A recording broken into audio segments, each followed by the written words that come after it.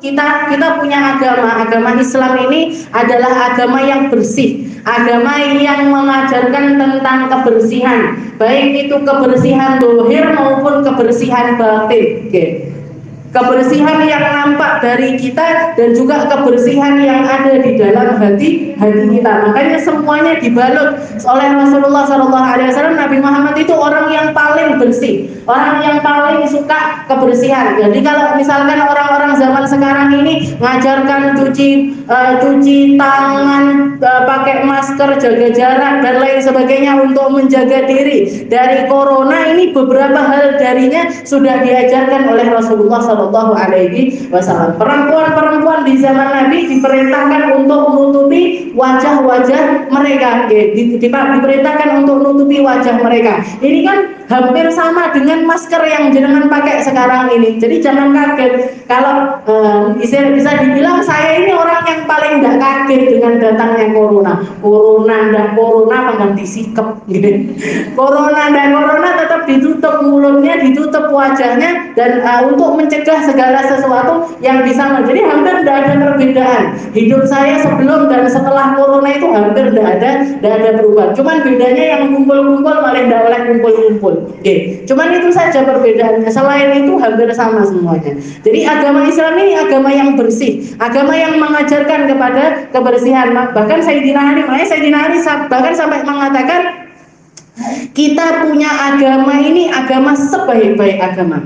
Hatta al-harra kaifa nukhriju. Jadi bahkan kita diajarkan di dalam agama Islam ini, bahkan kita diajarkan caranya potong kuku gimana, caranya istinja gimana, caranya membersihkan area kemaluan dan lain sebagainya. Semuanya lengkap diajarkan oleh agama Islam. Dan bingung boleh aturan yang lainnya. Makanya kalau kita lihat orang Islam itu pergi kemana-mana, kita tidak akan pernah khawatir. Kalau duduk bersama orang Islam, kita tidak akan pernah khawatir mereka ini bawa najis apa enggak. Orang ini bawa najis apa enggak. Kalau orang Islam insya Allah enggak. Tapi kalau orang non-muslim belum tentu. Kalau orang non-muslim, jangan mau sholat sebelahnya ada orang non-muslim, meskipun yang nampak dari mereka ini luar biasa bersihnya, tapi belum tentu bersih seperti yang diajarkan oleh Rasulullah Shallallahu Alaihi Wasallam. Orang laki-lakinya kadang-kadang tidak berkhitan, gitu.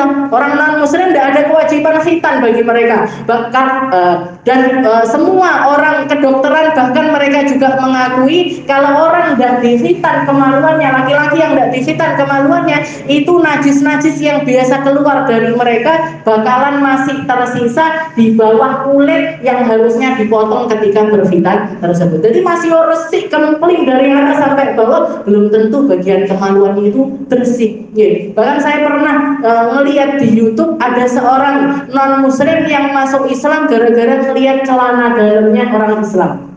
Jadi ada orang Kristen, dia kerjaannya tukang laundry, tukang menyucikan baju-bajunya para mahasiswa yang ngekos di samping kampus yang ada di sana. Nah, jadi setiap hari dia keliling dari satu kamar ke kamar yang lainnya, ngambil baju-bajunya anak-anak mahasiswa, dikumpulkan, setelah itu dicuci.